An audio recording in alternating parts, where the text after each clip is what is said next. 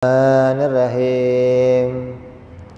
Nawaitu ta'alluma wa ta'lima wa tadhakura wa tadhkira wa naf'a wal intifa'a wal ifadata wal istifadata wal hitha ala tamasuki bi kitabillahi wa sunnati rasulillah sallallahu alaihi wasallam wa du'a ila al-huda wa dilalata ala al-khairi ibtigha'a mardatihi wa qurbihi wa thawabihi wa husnil khatimah ma'al lutfi wal afiyah wa salahil aqibah. Bismillahirrahmanirrahim. Alhamdulillahirabbil alamin. Bihi nasta'inu ala umuri dunya waddin. Salatu wassalamu ala rasulillah Sayyidina wa habibina wa syafi'ina wa maulana Muhammadin sallallahu alaihi wa ala alihi wa sahbihi ajma'in. Amma ba'du. Qala musanniful kitab Hadratus Syekh Ahmad ibnu Atha'illah rahimahullah wa ghafara lahu wa liwalidayhi wa nafa'ana bihi fid darain. Allahumma aftah qulubana futuhal arifin wa bi'idmatika wansur alaina birahmatika ya arhamar rahimin. Ilan qal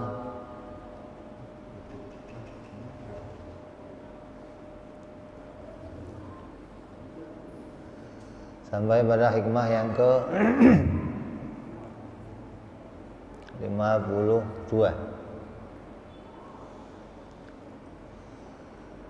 Man lam yakbil alallahi bimulatafatil ihsani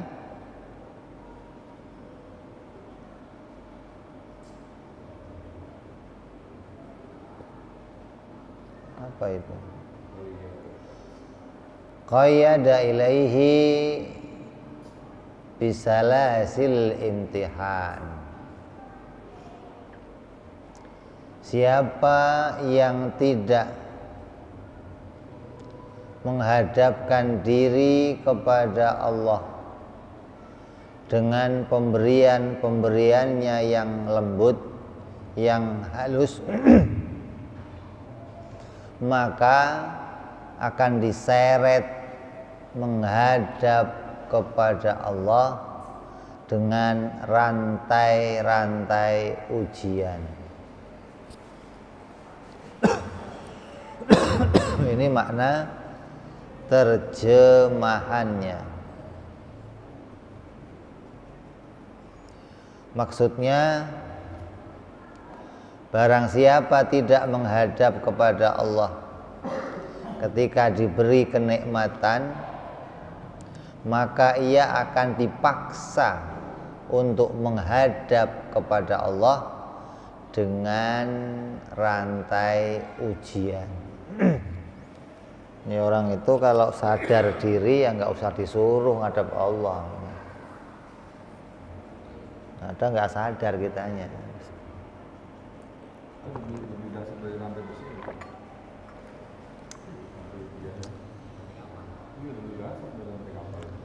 Kalau kamu kadang teriak-teriaknya sampai begitu, bagaimana?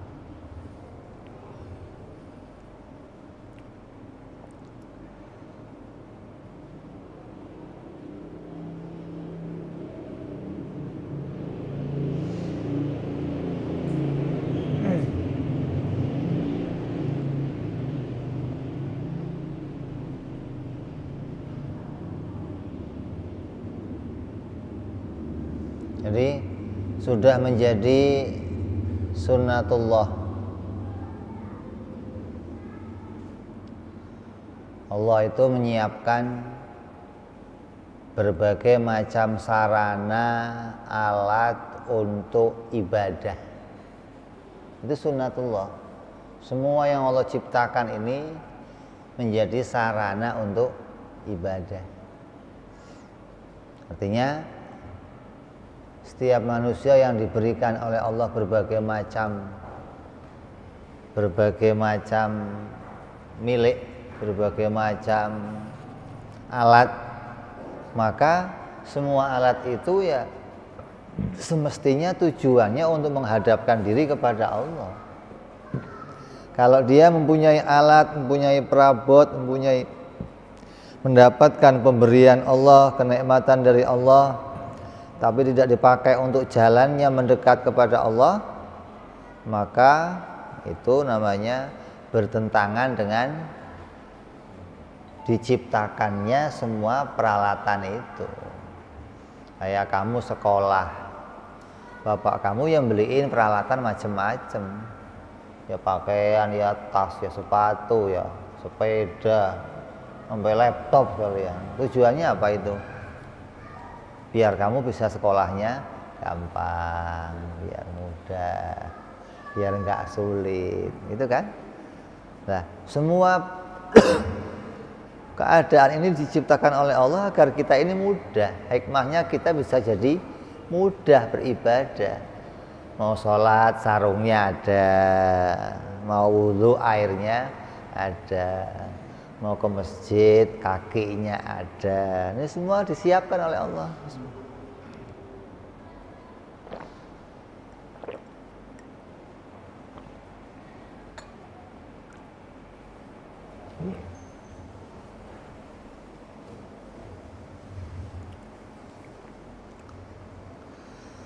Maka setiap nikmat yang diberikan oleh Allah itu,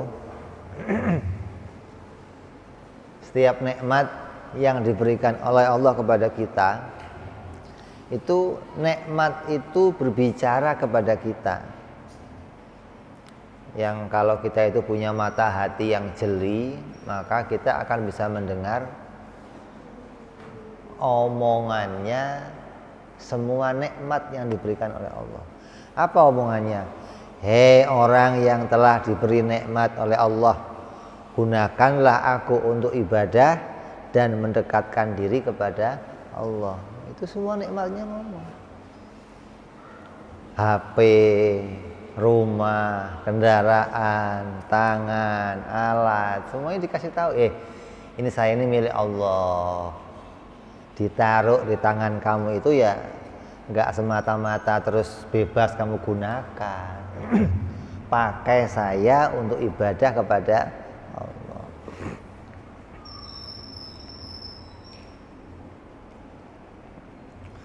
Tapi terkadang mata hati kita ini tertutup oleh hawa nafsu hingga kita tidak bisa mendengarkan perkataan-perkataan itu. Kita anggap barang-barang itu nggak pernah berkata apa-apa kepada kita. Ini karena mata hati kita nggak jeli, maksudnya mata hati kita ini tertutup oleh sesuatu. Terus apalagi sampai menganggap bahwa kenikmatan itu nggak datang dari Allah. Wah, ini lebih parah lagi. Kenikmatan itu diakui datang dari Allah, tapi kadang kita lupa. Kita menggunakan alat-alat itu untuk malah tidak beribadah kepada Allah, itu saja diancam. Masih ngakui ini datang dari Allah, tapi kadang lupa gitu. Kita pakai untuk jalannya menjauh kepada Allah, itu diancam. Apalagi kamu nggak ngakui kalau itu datang dari apalagi menganggap alat-alat itu datang dari diri kamu sendiri gitu. Waduh, parah. Walaupun kamu pakai untuk sarana ibadah, jadi ancaman buat kamu. Seakan-akan alat-alat itu tidak disiapkan oleh Allah, tapi kamu sendiri yang nyari alat itu, kamu pakai untuk ibadah kepada Allah. Itu tersinggung gimana? Enak aja loh.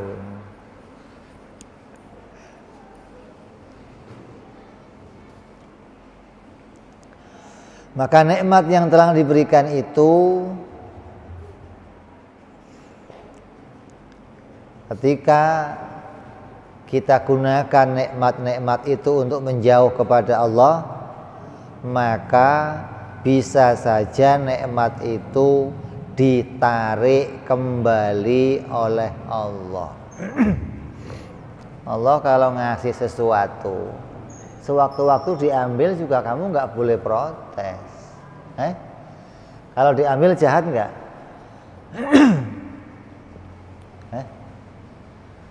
Allah ngasih sesuatu, terus diambil lagi, jahat nggak? Jahat nggak? Kamu dikasih sesuatu sama Allah, terus diambil lagi, jahat nggak?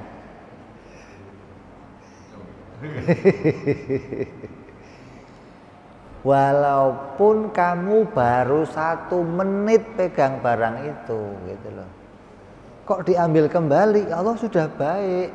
Untung 1 menit saya pinjemin kamu. Udah pasti baik.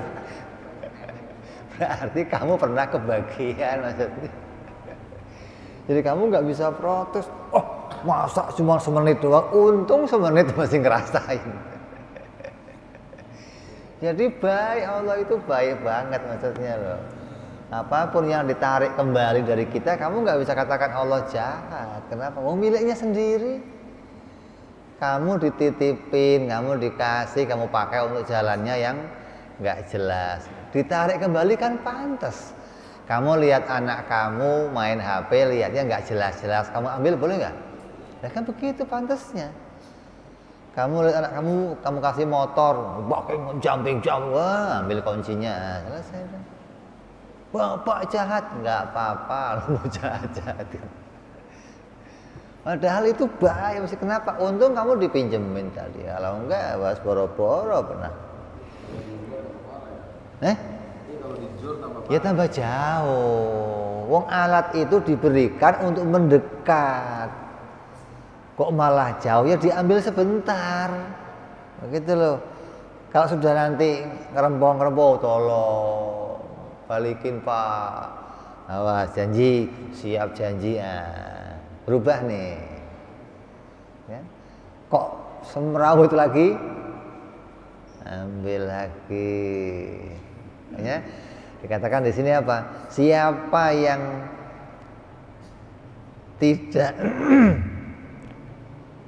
tidak mendekat kepada Allah dengan kesadarannya sendiri, maka akan dipaksa mendekat kepada Allah. Karena Allah itu memerintahkan hambanya untuk ibadah, gitu loh. Kok ada hambanya yang nggak mau ibadah, menjauh dari Allah, maka akan Allah ambil sarana-sarana itu agar hambanya mau ibadah kepada Allah. Kalau kamu sudah semua barang-barang yang diberikan oleh Allah kepada kamu kok diambil satu persatu, ya biasanya juga nyerah. Ya. Biasanya juga nyerah maksudnya. Kamu punya rumah diambil, punya kerjaan diambil, punya anak bini diambil. Gak usah semua, satu aja lah begitu, udah miring-miringnya baru jalannya. Tolong ya Allah, ya. Balikin ya Allah, saya janji ya Allah. Nah, itu begitu maksudnya. Jadi hati-hati nih. Siapa yang tidak mau mendekat kepada Allah dengan kesadarannya, maka Allah akan paksa dia untuk mendekat kepada Allah dengan berbagai macam ujian. Sehatnya diambil, satu sehat kamu diambil udah Masya Allah.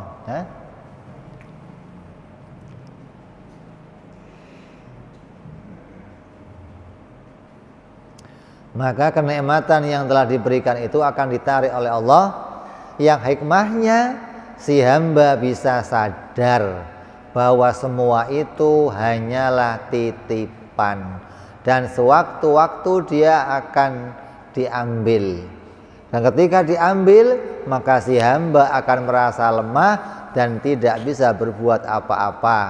Lalu dia sadar dan kembali tujuan hidupnya untuk mengabdikan diri kepada Allah. Nah, berarti dipaksa mendekat dia. Gambarannya begini, kalau ada anak, orang tua itu kalau punya anak seneng nggak? Seneng. Apalagi kamu habis kerja, pulang, pengennya jumpa siapa? Anak. Anaknya dipanggil-panggil, nak sini nak, kabur sono. Nak sini nak, bapak datang, kabur sono. Kamu apain kira-kira?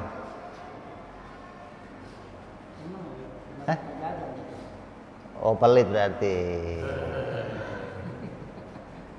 Kamu cari duit buat siapa? Kamu cari duit buat siapa? Buat sendiri? Oh iya bener, lantas berarti. Karena kamu cinta sama anak kamu, dipanggil dia lagi seneng sono, seneng sana, akan kamu samperin, kamu tangkep, sek, bawa. Anaknya gimana? Turun pak, mau main pak, nggak ada urusan kamu. Kamu ambil dia, kenapa? Kamu seneng sama dia, kamu lagi rindu sama dia, kamu pengen deket sama dia. Ini gambaran kita begitu loh. Nah, hamba itu begitu kepada Allah. Kalau hamba itu dikehendaki Allah mendekat, maka akan dipaksa dia dekat dengan Allah. Jalannya apa? Diambil semua sarananya. Mau nggak mau deket, ya Allah, ya Allah, isinya ya Allah, kesian ya Allah. Minta dikembalikan lagi kayak orang sakit. Pengennya apa? Pengennya apa? Sembuh. Kamu nggak betah sakit kan?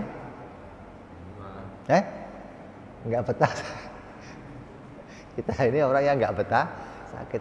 Padahal sakit itu sarana kita mendekat kepada Allah.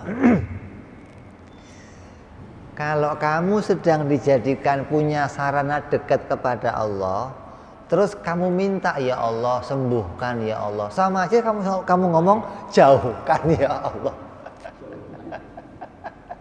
Itu dikabulkan nggak kira-kira? Itu loh.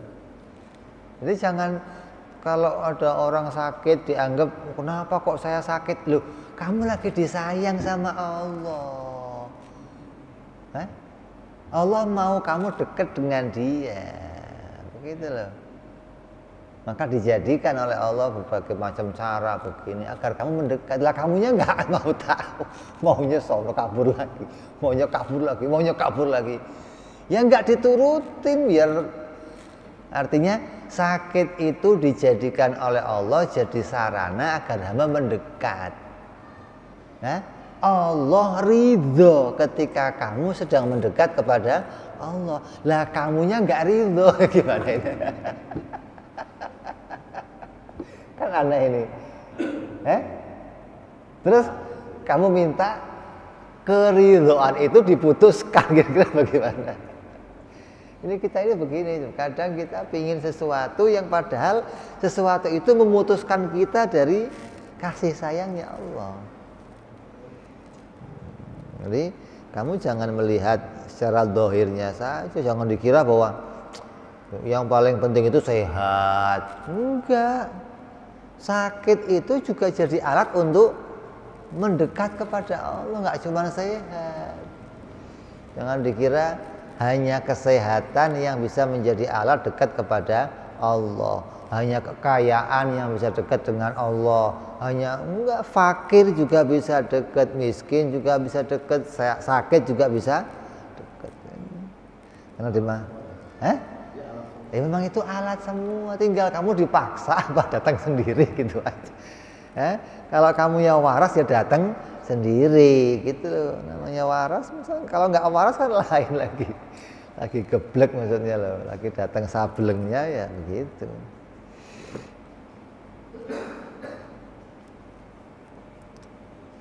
Hamba yang beruntung dalam kepatuhan kepada Allah ada dua golongan. orang yang beruntung. Yang dua golongan ini menjadi orang disebut patuh kepada Allah. Yang pertama, kelompok yang pertama yaitu hamba yang diberikan oleh Allah kenikmatan seperti kesehatan, kekayaan, kemuliaan. Nikmat semua nggak itu? Dijauhkan dari bencana, dijauhkan dari corona, dijauhkan dari segala macam fitnah, dipenuhi dirinya dengan ketenangan, keamanan. Ini sudah nikmat semua itu. Lalu semua kenikmatan yang dia peroleh itu digunakannya untuk beribadah dan bersyukur kepada Allah.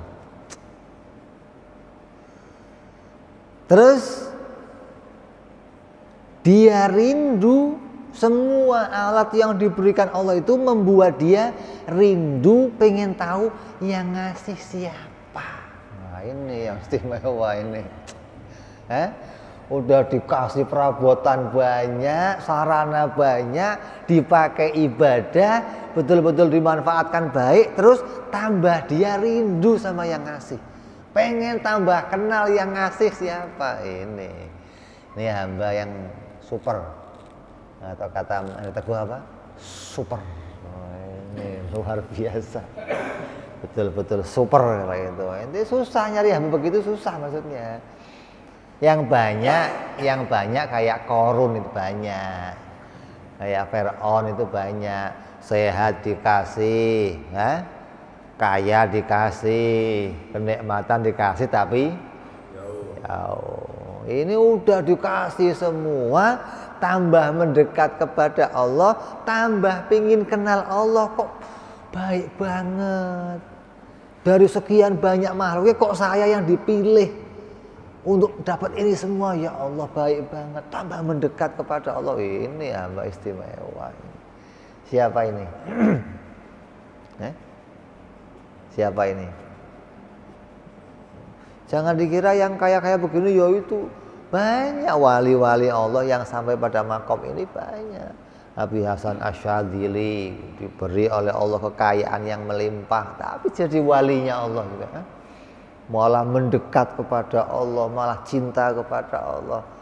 Hartanya malah nggak diperhatiin, ini yang ngasih aja. Kalau kita kan kayak penting udah dikasih, udah makasih ya, ini penting ini.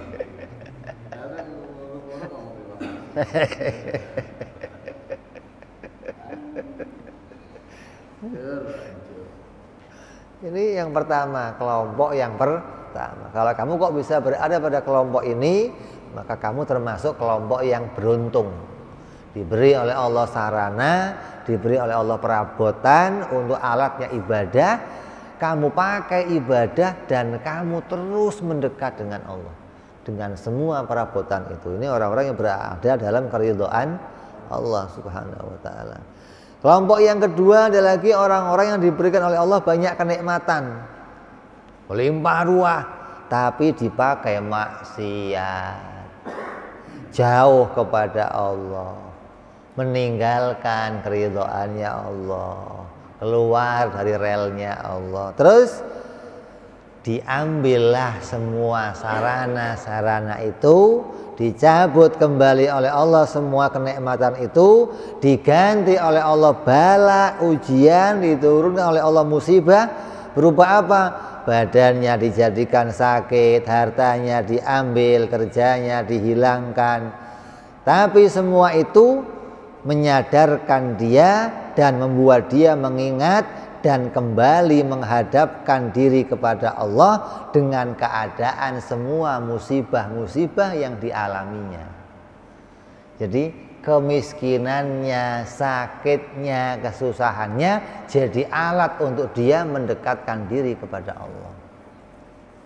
Ada orang yang nggak begitu, begitu dikasih miskin nyupang. Ada? Nah, itu begitu, malah mencari selain Allah untuk menjadi tempat pelariannya. Mencari selain Allah, menganggap ada selain Allah yang bisa menolongnya mendapatkan kembali semua sarana itu. Kan ada sering ya, ada orang perusahaannya hancur, datang kemana? Mau ngapain?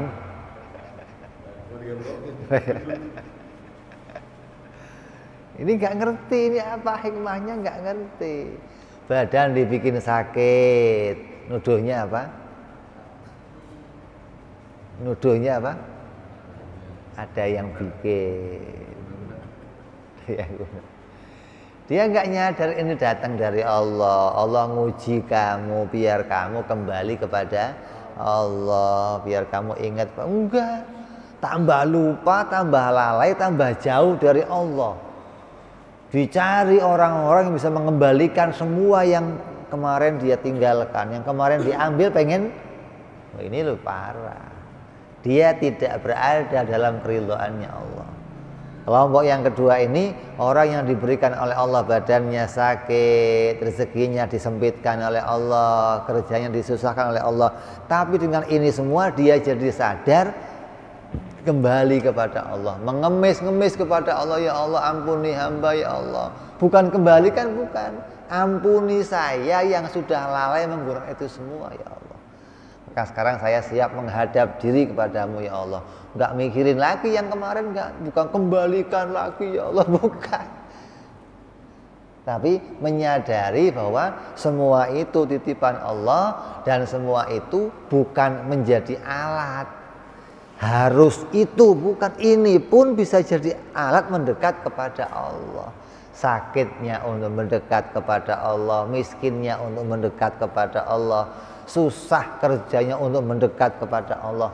Ini hamba yang luar biasa. Makanya dalam satu riwayat ada imam ahli tasawuf sedang berjalan-jalan. Di tengah jalan dia menjumpai seorang yang buntung tangannya, buntung kakinya. Udah di situ aja nggak kemana-mana. Kalau ada orang lewat, makanannya sisa sama dia diambil dimakan. Alhamdulillah. Masya Allah, engkau begitu baiknya kepadaku ya Allah. Ini Abu Yasan ini wali ini bingung, ini kamu ini kok bisa bersyukur? Ini yang disyukuri apanya? Wong sakaki nggak ada, tangannya nggak ada, ibadah susah, kok masih bisa bersyukur kepada Allah dan mengatakan betapa engkau baiknya kepadaku ya Allah. Tanya, ente ini punya kaki? Enggak. Tangan? Enggak. Terus kamu dapat nikmat apa dari Allah? Yang kamu makan yaitu makanan sisanya orang. Kamu tinggal ya di emper jalan begitu. Terus kenikmatan mana yang kamu peroleh dari Allah?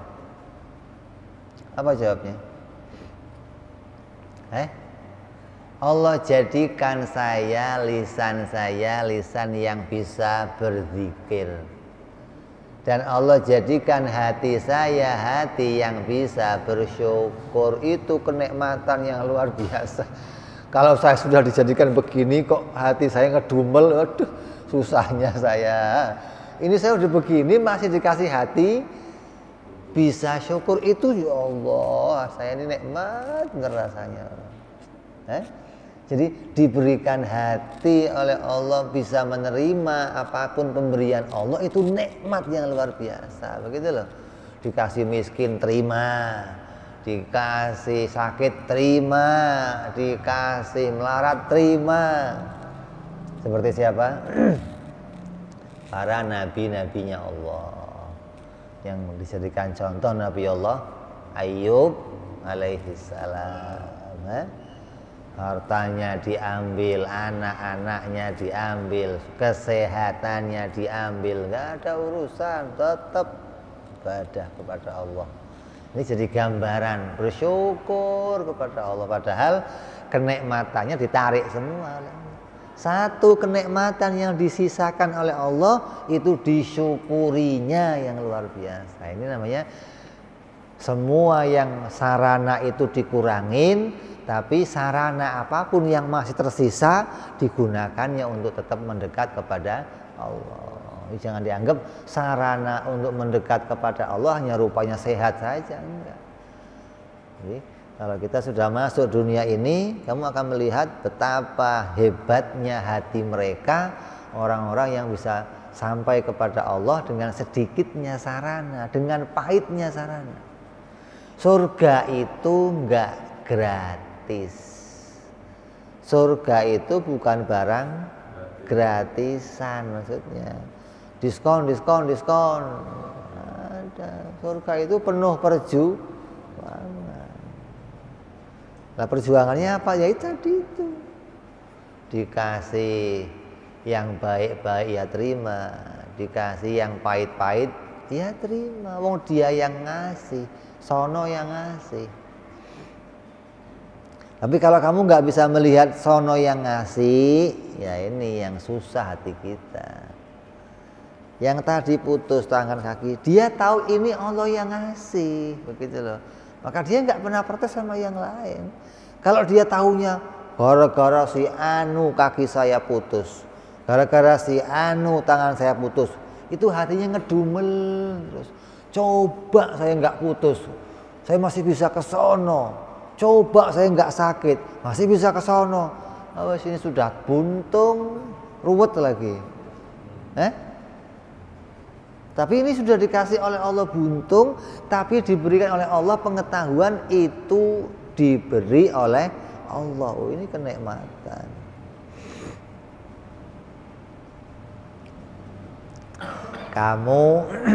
Kamu dimasukkan ke dalam ruangan. Di ruangan itu kumpul banyak orang. Terus lampunya dimatiin. Begitu lampunya mati, kepala kamu dikelepak orang. Pak. Yang kamu cari siapa? Gelap, nggak kelihatan. Kamu mau nuduh siapa kira-kira? Belum selesai, kamu marahnya belum hilang, dikelepak lagi. Pak. Gitu. Itu kira-kira yang kamu inginkan apa kira-kira? Mau apa ngapain? Kalau nyala mau ngapain? Kalau nyala mau ngapain? Tolong nyalain lampu, marah-marah. Begitu lampu dinyalain, yang kamu cari siapa? Begitu kamu nengok, mak kamu di belakang.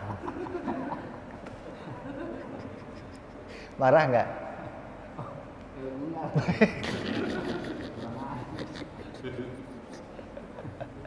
Marah nggak? Enggak. Lah itu begitu. Begitu kamu dikasih tahu ini Allah yang bikin, masa kamu mau marah sama Allah? Kamu dikasih sadar sakit kamu saya yang ambil, kaya kamu saya yang ambil. Kamu mau marah sama siapa? Kenapa diambil gitu? Lo punya gua sendiri. Kok ente protes? Ini kesadaran yang Allah jadikan di hati kita, sadar kalau itu diambil sama Allah, ini luar biasa, kenikmatan yang luar biasa, gitu loh.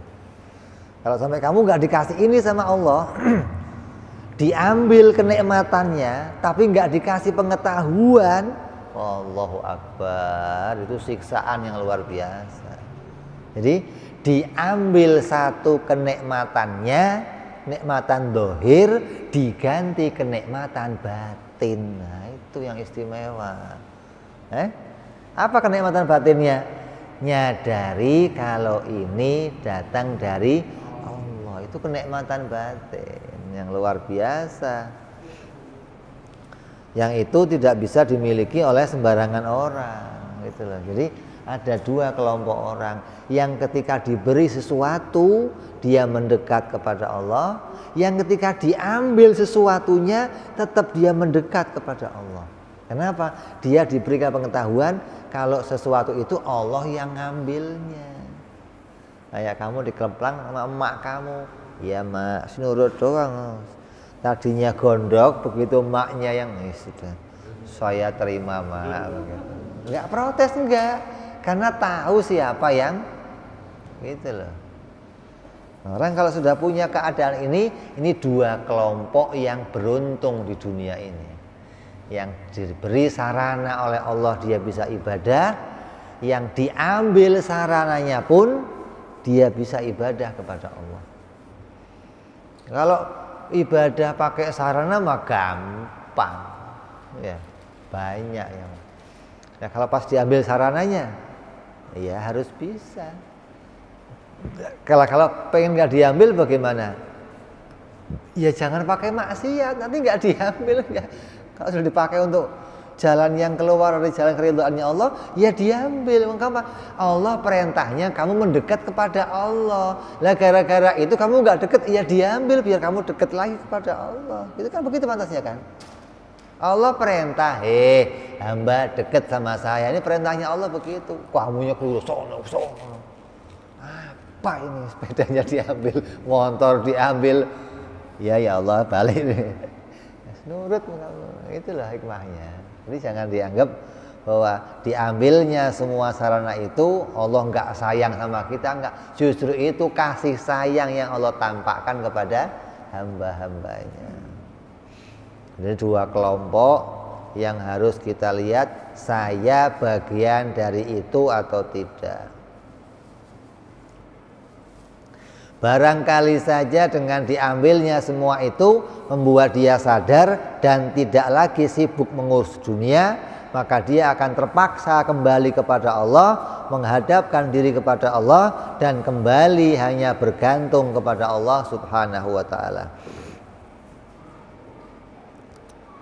Perbuatan yang diridhoi oleh Allah dari hambanya itu adalah apabila hambanya mau kembali kepada Allah walaupun dengan terpaksa gitu. Allah ridho. Kalau sudah kamu kok mau kembali, Allah ridho. Walaupun nanti caranya kamu kembali harus diambil ininya, harus diambil. Tapi tetap itu diridhoi oleh Allah. Kenapa? Ujungnya kamu mau kembali kepada Allah. Sesuai firman-Nya Allah Subhanahu wa taala dalam surat Ar-Ra'd dalam surat Ar-Ra'dun ayat 15 Allah berfirman walillahi yasjudu man fis samawati wal ardi tau'an wa karha. Artinya hanya kepada Allah lah sujud dan patuh segala apa yang di langit dan di bumi, baik dengan kemauannya sendiri maupun terpaksa. Ini Allah yang berfirman, sini paksa, kembali kepada Allah dia. Jadi ada yang sujud kepada Allah itu karena kesadarannya diberi nikmat terus dia mencari pemberinya. Ada orang yang ketika diambil kenikmatan itu baru dia kembali kepada pemberinya. Ini yang dua-duanya ini orang beruntung yang menghadapkan diri kepada Allah Subhanahu wa taala. Jadi manusia itu kalau sudah lihat keterangan tadi, kata ulama manusia itu dibagi menjadi 3 kelompok. Sedunia ini manusia dibagi 3 kelompok. Kelompok pertama kelompok sayap kiri. Hati-hati ini. Ashabu shimal, hati-hati nih. Jangan sampai kamu jadi ashabu shimal. Siapa ashabu shimal? Orang-orang yang sudah tidak perlu dijelaskan lagi. Siapa mereka? Ya orang-orang yang keluar dari tujuannya mengabdi kepada Allah, yang seluruh hidupnya hanya tertuju pada dunia, menjauh dari Allah. Semua sarana yang Allah berikan tidak dipakai untuk mengingat Allah, tidak dipakai untuk menyembah Allah. Ini namanya ashabus shimal, sayap kiri, kelompok kiri. Nah, kalau kamu kok main bola jangan mau sayap kiri, kamu sayap kanan aja maunya. Saya enggak Pak, saya sayap kanan tetap.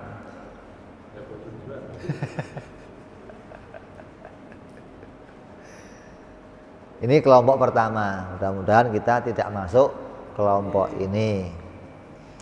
Terus kelompok yang kedua ada namanya kelompok sayap kanan, yaitu orang-orang yang menghadapkan diri kepada Allah, dia beribadah kepada Allah, tapi cukup hanya segitu, berhenti di situ. Sholat berhenti di sholat, puasa berhenti di puasa, haji berhenti di haji. Aktivitasnya hanya itu, tidak mau meningkatkan lagi ibadahnya untuk naik mengenal Allah, tambah dekat kepada Allah, tambah. Ini baik, tapi ya segitu aja baiknya, begitu loh. Namanya ashabus kelompok sayap kanan, ashabul yamin. Zikirnya habis sholat yaitu nggak nambah-nambah lagi. Subhanallah, subhanallah, subhanallah, subhanallah. Sampai mati itu subhanallah, ganti-ganti sudah. Kenapa? Cukup sudah, ini sudah cukup saya. Mau nambah apa lagi katanya?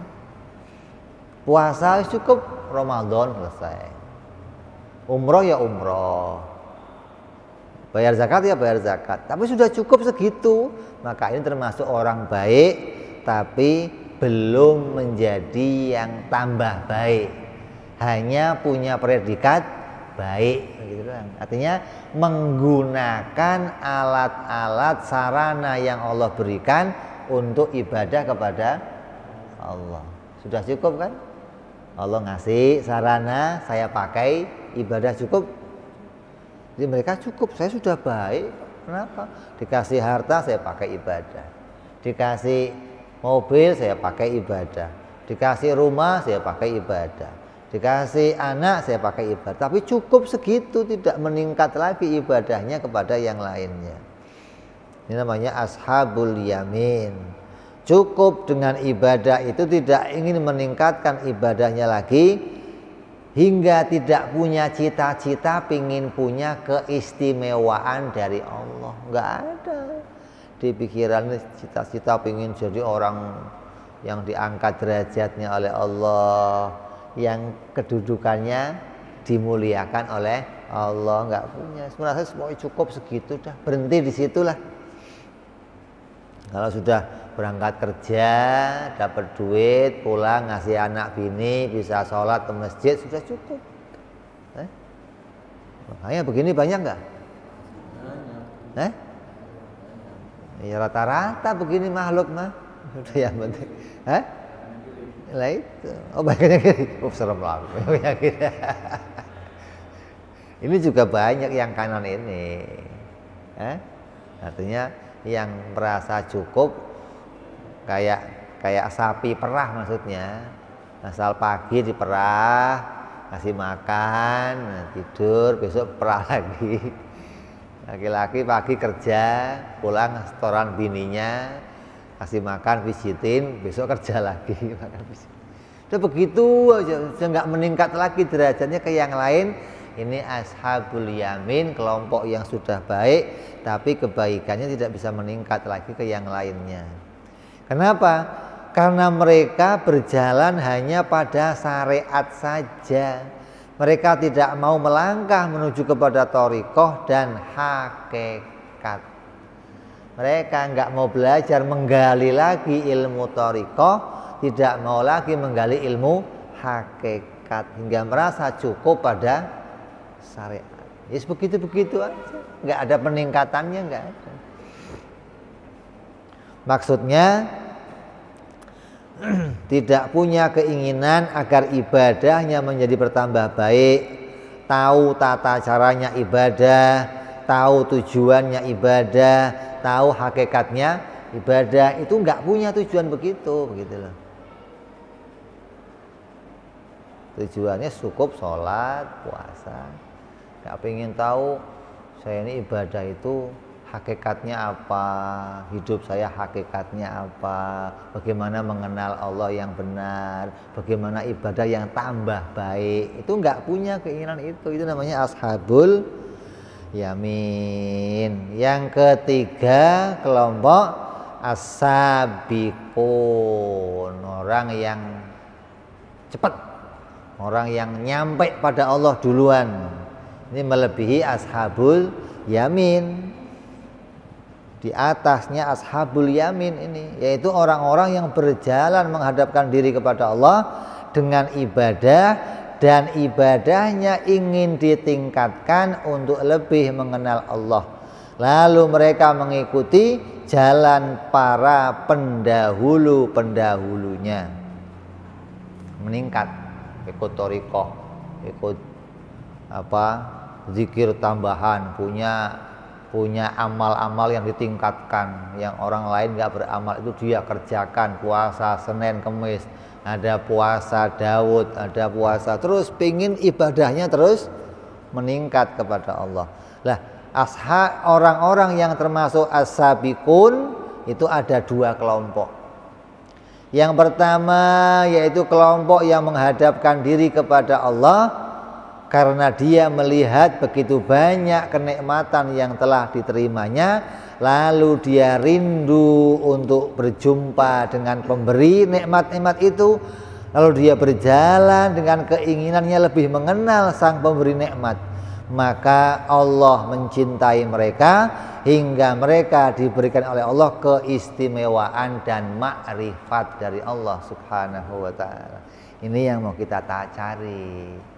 Ini yang mau kita tuju, pengen jadi as-sabiqun, orang yang ibadahnya nggak merasa cukup segitu saja, pingin dapat tambah kemuliaan, pengen tambah ibadah, sampai pengen bisa makrifat kepada Allah, pengen diberikan kemuliaan oleh Allah. Ini orang-orang yang mau melangkahkan ibadahnya lebih dari yang biasa.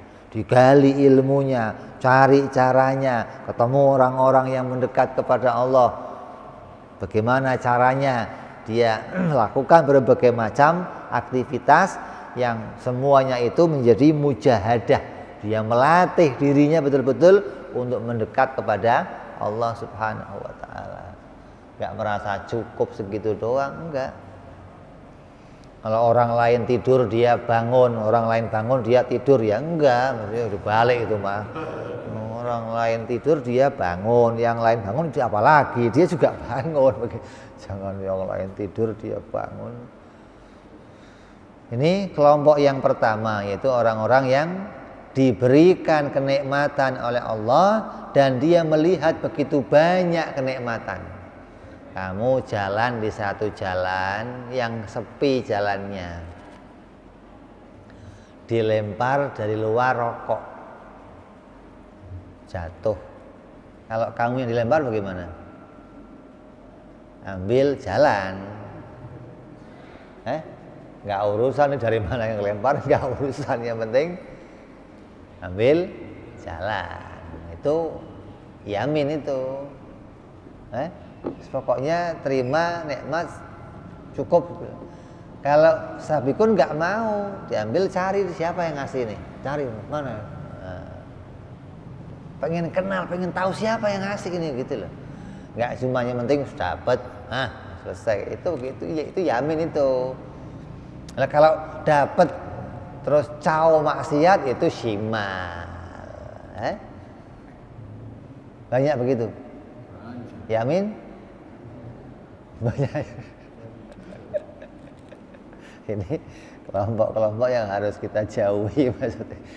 Artinya jangan cuma di situ loh. Kita harus meningkat lebih dari itu. Terus kelompok yang kedua, yaitu kelompok yang menghadapkan diri kepada Allah. Lalu diberikan oleh Allah dia banyak ujian, yang diterima semua ujian-ujian itu, dan dia terus berjalan untuk mengenal kepada Allah dengan segala macam ujian-ujian yang berat yang ada pada dirinya, dia terus mendekatkan diri kepada Allah, dia mencintai Allah, Allah mencintai dia, hingga dia diberikan oleh Allah keistimewaan dan diberikan makrifat kepada Allah.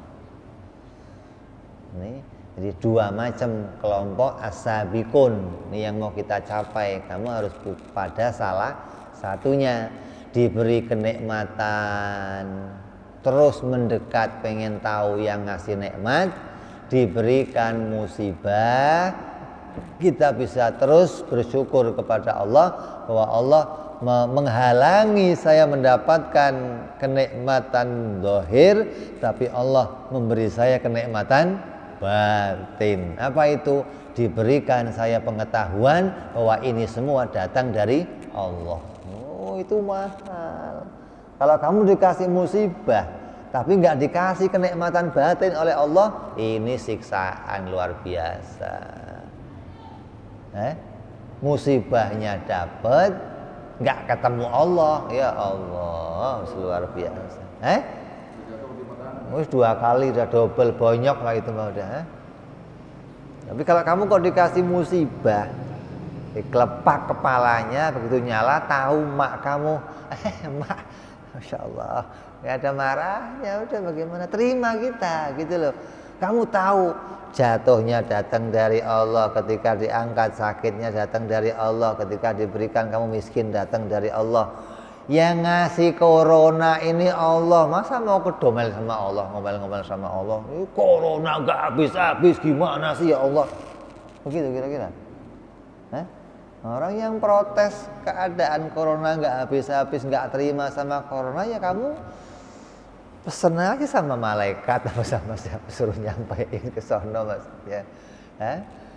Kalau orang yang diberi oleh Allah kesadaran, oh tahu datangnya dari Allah, maka dia akan bisa menerima dan gak akan pernah banyak protes. Pahitnya sepahit apapun yang diterima, usmanuk dari sono bagaimana. Ini dua kelompok yang harus kita capai salah satunya. Kesimpulannya apa? Seseorang harus bisa mendapatkan keridhaan dan cinta dari Allah. Setiap dari kita ini tujuan hidup kita apa? Menghambakan diri kepada Allah dan mendapat keridhaan Allah. Baik mendapatkan keridhaan dari Allah sebagai kelompok sabiqun yang pertama, maupun sebagai kelompok sabiqun yang kedua. Jadi tujuan kita pengen dapat ridhonya Allah, jangan cuma jadi yamin, tapi harus jadi sabiqun, walaupun kelompok pertama ataupun kelompok kedua. Diupayakan harus menjadi kelompok sabiqun, orang yang terus pengen mengenal kepada Allah, mengenal sang pemberi kenikmatan, mengenal zat yang maha baik, terus pengen kenal Allah. Jadilah kita salah satu dari dua kelompok tersebut. Jangan hanya menjadi sayap kanan, ashabul yamin saja, apalagi kamu sampai jadi ashabus shimal, na'udzubillahi min dalik. Mudah-mudahan kita semua hatinya senantiasa terikat dengan kebaikan, hati kita senantiasa oleh Allah diberikan cahaya tauhid, hati kita senantiasa diberikan oleh Allah terbuka untuk memahami petunjuk dari Allah. Apapun yang datang kita bisa menyadari itu datang dari Allah, dan kita bisa mengembalikan semua kenikmatan yang Allah berikan untuk alatnya ibadah kepada Allah Subhanahu wa ta'ala. Dan mudah-mudahan kita menjadi hamba-hamba yang diridhoi oleh Allah di dunia sampai di akhirat nanti, bibarakati Nabi Muhammad sallallahu alaihi wasallam. Lahumul Fatihah. A'udzu billahi minasyaitonir rajim. Bismillahirrahmanirrahim. Alhamdulillahi rabbil alamin, arrahmanir rahim, maliki yaumiddin. Iyyaka na'budu wa iyyaka nasta'in, ihdinas siratal mustaqim. صراط الذين أنعمت عليهم غير المغضوب عليهم ولا الضالين آمين. يا ربنا اعترفنا بأننا اقترفنا وأننا أسرفنا على لظى أشرفنا فتوب علينا توبة تغسل كل حوبة واستر لنا عوراتي وآمن روعتي واغفر لوالدينا ربي ومولودينا والأهل والإخوان وسائر الهلان وكل ذي محبة أو جيرة أو صحبة والمسلمين أجمع آمين ربي اسمع فضلا وجودا منا لا باكتساب منا بالمصطفى رسولنا ضى بكل سولي صلى وسلم ربي عليه عند الحب وآله وصحبه عداد طعس صحبي والحمد للإله في البدء والتناهي سبحان ربك رب العزة عما يصفون سلام على المرسلين الحمد لله رب العالمين.